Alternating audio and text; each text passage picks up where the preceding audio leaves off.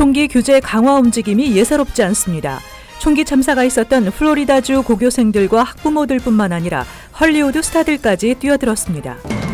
트럼프 행정부가 이번엔 단기 건강보험 규정 적용 범위를 확대하며 오바마 케어 무력화에 본격 돌입했습니다.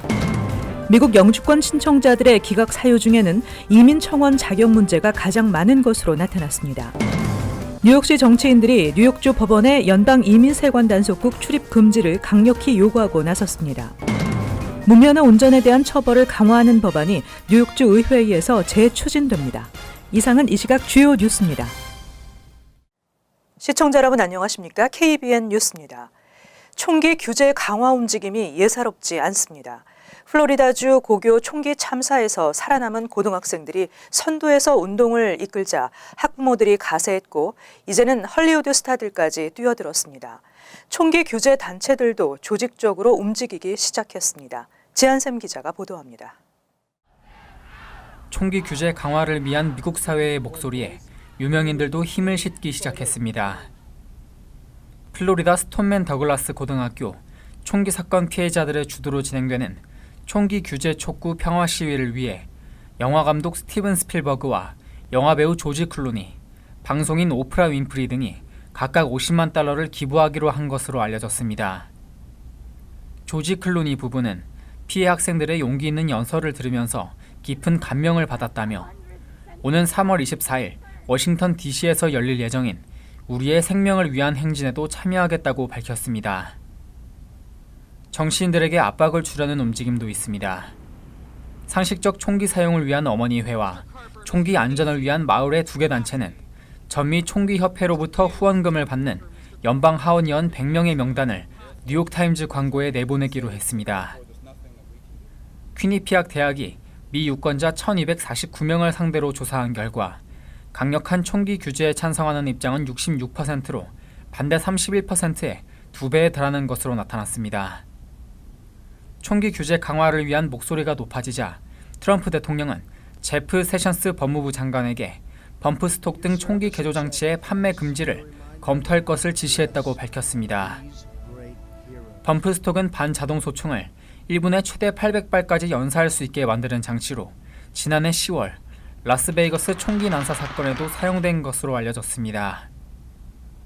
하지만 실질적인 총기 규제 강화를 예방하기에는 부족하다는 지적입니다. KBN 뉴스 지한샘입니다. 지난해부터 오바마 케어 폐지를 위한 수순을 밟아온 트럼프 행정부가 이번엔 단기 건강보험 규정 적용 범위를 확대하며 오바마 케어 무력화에 본격 돌입했습니다. 연방보건복지부는 보험료가 상대적으로 낮은 단기 건강보험 규정의 적용 범위를 현행 3개월 미만에서 최대 12개월 미만으로 완화하는 내용의 규정 개선안을 발표했다고 워싱턴 포스트가 보도했습니다. 단기 건강보험은 오바마 케어에서 요구하는 정신건강치료나 처방약 플랜 10대 필수 커버 항목, 기존 병력자 가입 거부 금지 등의 규제를 받지 않기 때문에 보험료가 상대적으로 낮게 적용되고 있습니다. 보건복지부는 현재 미국인들의 보험료가 너무 높다며 개인 또는 가정이 질 좋고 값싼 건강보험 혜택을 받을 수 있도록 하기 위한 조치라고 밝혔습니다. 이번 조치는 지난해 10월 트럼프 대통령이 서명한 행정명령에 따른 것입니다.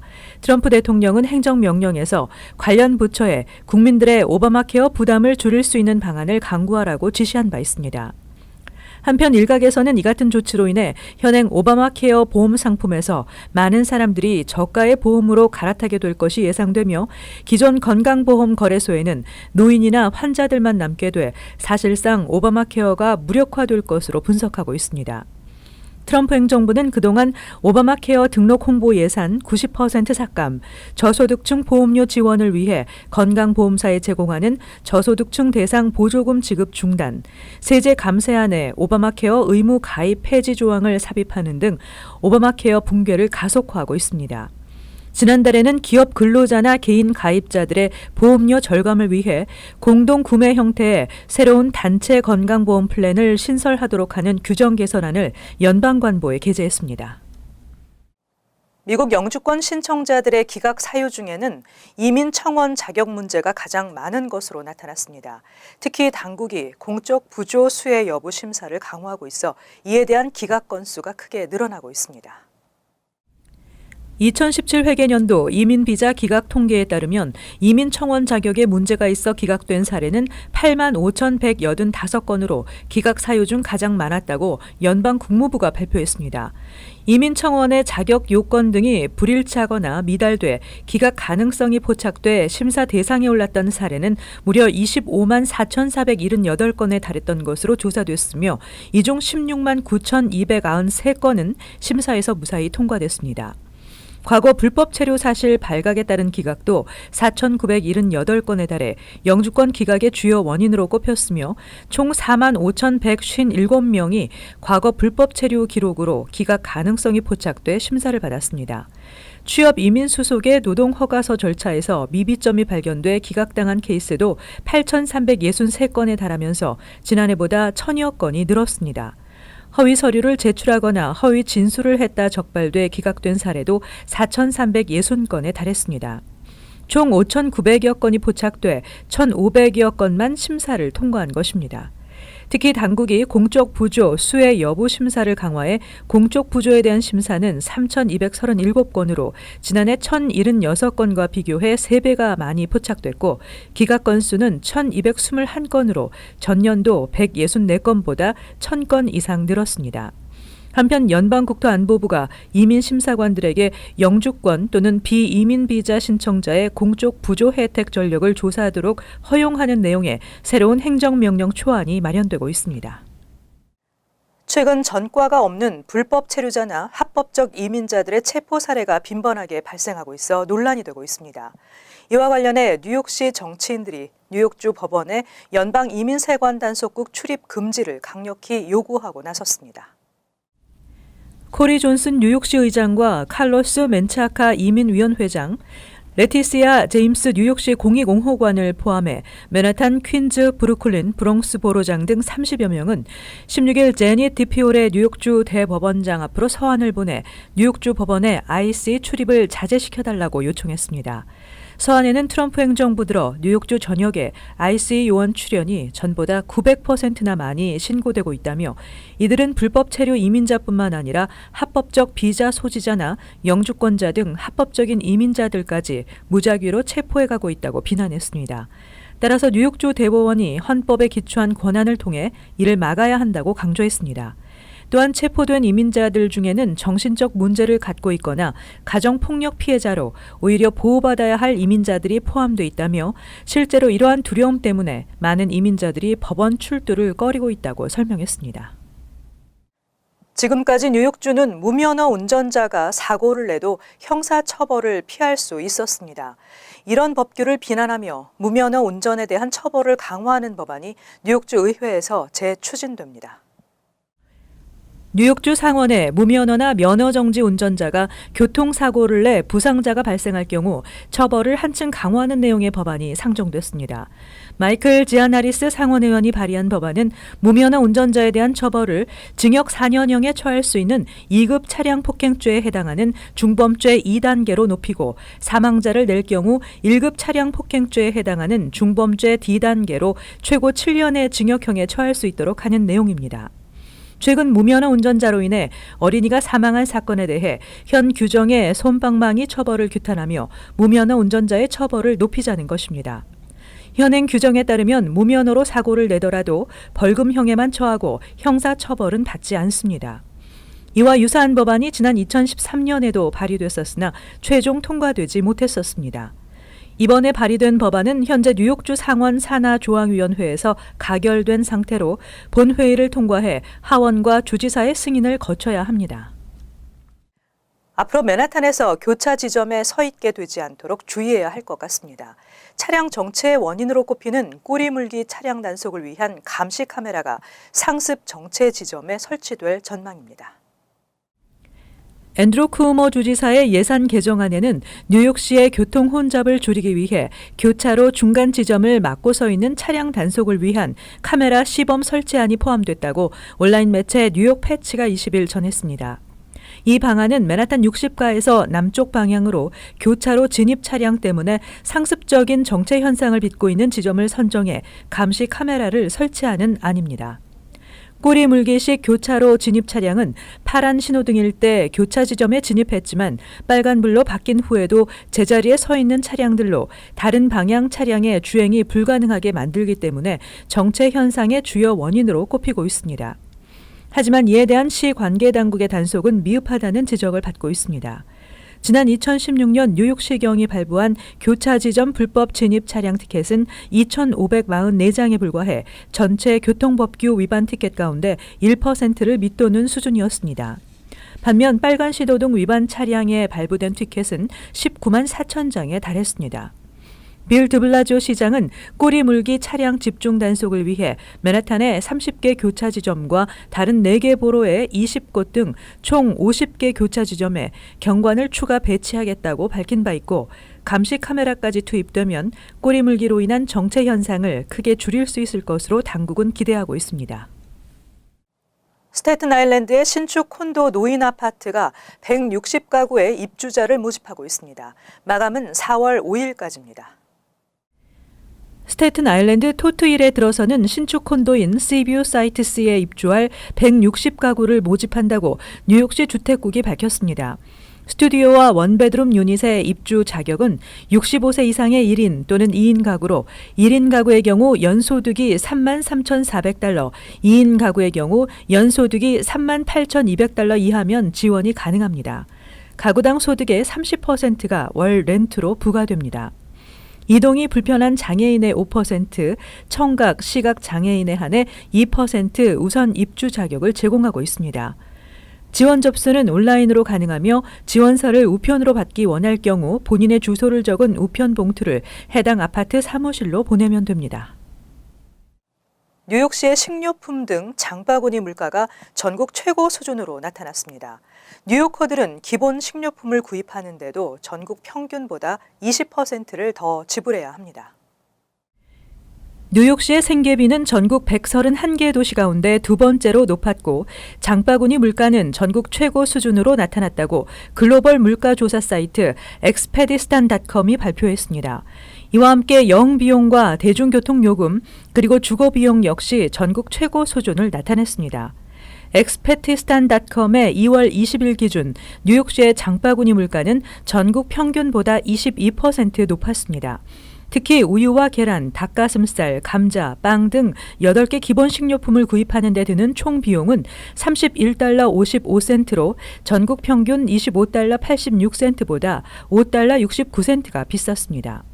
또한 시내 패스트푸드점에서 콤보 메뉴도 뉴욕시는 8달러로 전국에서 가장 비쌌고 시내 비즈니스 디스트릭트에서 점심 식사 비용도 15달러로 전국 상위 5위권에 들었습니다.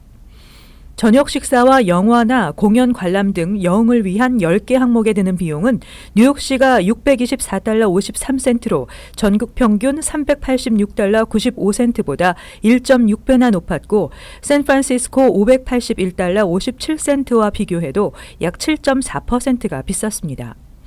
뉴욕시의 대중교통인 MTA의 월 정액권은 121달러로 워싱턴 DC에 이어 전국 2위에 올랐습니다.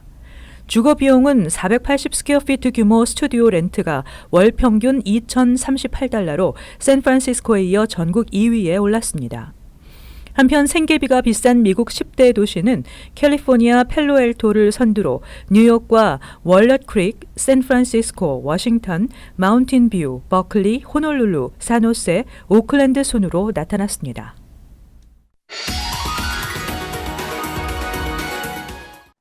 이어서 LA 지역 한인사회 소식입니다. LA 한인타운 한인의류업계가 경기 불황 탈출을 위해 온라인 유통망을 적극 활용하고 있습니다. 전자상거래를 기반으로 한 한인의류업체들의 성장도 잇따르면서 LA 자바 시장이 이제 침체기를 벗어나 재도약할 것이라는 기대감도 나오고 있습니다. 여준호 기자입니다. LA 한인의류업계가 온라인 유통망 확장을 통한 불황 타개에 나서고 있습니다. 지속적인 경기 침체와 임금 상승이라는 악재까지 겹쳐 한때 존폐 위기설까지 돌던 LA 자바 시장의 한인 의류업체들은 최근 온라인 판매 채널을 적극 활용하는 이커머스 시장 진출로 새로운 판로를 개척해 나가고 있습니다. 오프라인 유통에 비해 적은 비용 부담과 온라인 상거래를 선호하는 젊은 층의 바이어들이 늘어나면서 이커머스 시장을 공략하는 한인 업체들이 늘고 있는 겁니다. 오프라인이 더 생기는 수보다는 지금 온라인의 그 마켓플레이스나 온라인의 뭐 도매 사이트, 소매 사이트들이 생기는 숫자가 훨씬 더 많기 때문에 그분들이 이제 그쪽에서 계속 그 비즈니스에 포커스를 하다 보니까 아무래도 그쪽이 서비스도 좋아지고 가격 경쟁도 심하다 보니까 소비자 입장에서는 너무나 빨리 가격을 체크해 볼 수 있으니까 특히 저 젊은 세대들은 거의 다 그 모바일로 전부 다 쇼핑을 하고 그러니까 그 트렌드를 우리가 쫓아가야 된다고 생각하는 거죠. 온라인 마켓플레이스를 활성화하기 위한 한인 업체들의 공동 노력도 이어지고 있습니다. 지난해부터 한인 의류업체들이 추진해온 온라인 도매 마켓플레이스 패션 도미노 역시 이커머스 환경 조성을 위한 자구책의 일환입니다. 월마트 등 이른바 공룡 기업들의 이커머스 사업 진출도 이어지면서 시장 활성화에 대한 기대감도 높아지고 있습니다. 특히 온라인 유통을 선호하는 수요자들이 꾸준히 증가하면서 한인 업체들의 매출 상승도 이어지고 있습니다. 온라인을 하시던 많은 경쟁 업체들을 봤는데 그분들은 성장률이 저희가 성장률이 뭐 5%, 10%다 그러면 그분들의 성장률은 50%, 100%, 200%까지 성장하는 걸 봐왔습니다. 지난 몇 년간. 모바일 앱을 통해 가지고 판매를 할 수 있는 그런 시장을 빨리 개척하셔서 이 불황을 충분히 돌파할 수 있다고 봅니다. 이와 함께 한인 의류업체들은 이커머스 시장 공략은 물론 라스베가스 지역의 제2의 생산기지 추진 등 오프라인 유통망과 온라인 플랫폼의 동반 성장을 위한 공동 노력을 전개해 나간다는 계획입니다.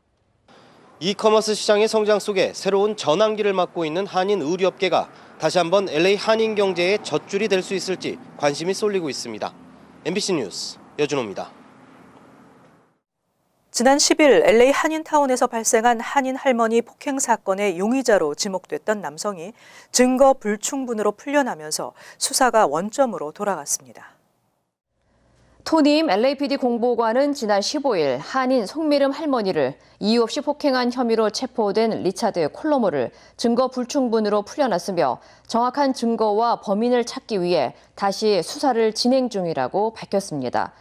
이와 관련해 사건 담당 조희배 LAPD 형사는 용의선상에 오른 콜로모 이외에도 다른 여러 가지 증거들을 조사하고 있으며 현재까지 결정적인 목격자 제보나 증거는 발견되지 않았다고 전했습니다. 이어서 간추린 소식입니다.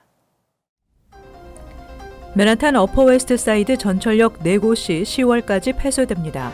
메트로폴리탄 교통공사는 전철역 개보수 작업을 위해 오는 3월 12일부터 10월까지 맨하탄 어퍼웨스트 사이드의 BC 노선의 163스트리트역과 110스트리트역, 86스트리트역, 72스트리트역을 폐쇄합니다. 이번 공사로 해당 전철역 입구와 계단, 승강장 등이 모두 새롭게 바뀌고 USB 충전기, 디지털 스크린, 열차 운행 알림판 등이 새롭게 설치됩니다. 뉴저지주 레오니아 타운 정부가 시행 중인 비거주자 차량 진입 제한 규정에 인근의 포틀리 주민과 상인의 진입은 허용하도록 했습니다. 포틀리 주차국에서 발급하는 붉은색 표식을 부착한 차량들은 레오니아 로컬 도로를 언제든 이용할 수 있게 됩니다.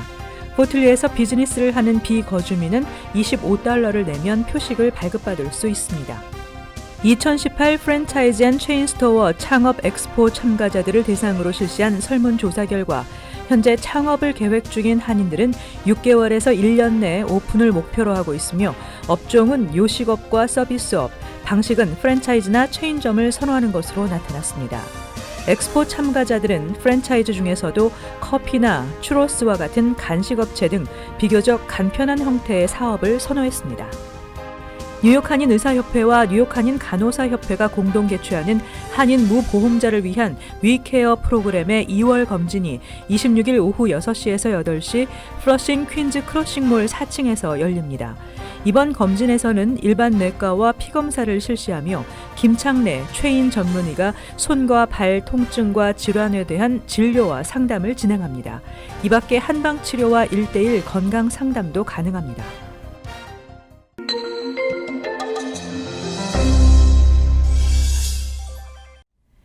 한국민주평화통일자문회의 사무처는 뉴욕협의회 회장 직무대리에 황미광 수석 부회장을 임명했습니다.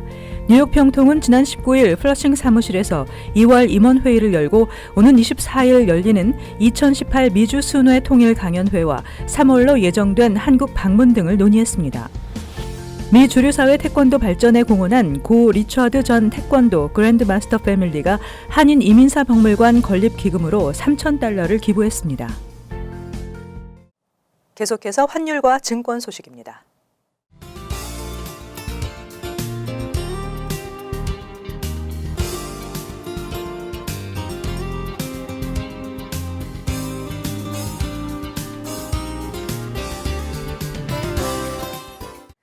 끝으로 날씨 전해드립니다. 목요일은 기온이 뚝 떨어지면서 흐리고 약간의 비가 예상됩니다.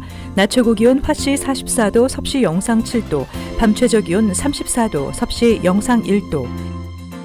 금요일은 비가 예상됩니다. 토요일은 흐리겠지만 기온이 좀 올라가 춥지 않은 날씨가 예상됩니다. 이상으로 KBN 뉴스를 마칩니다. 시청해주신 여러분 고맙습니다.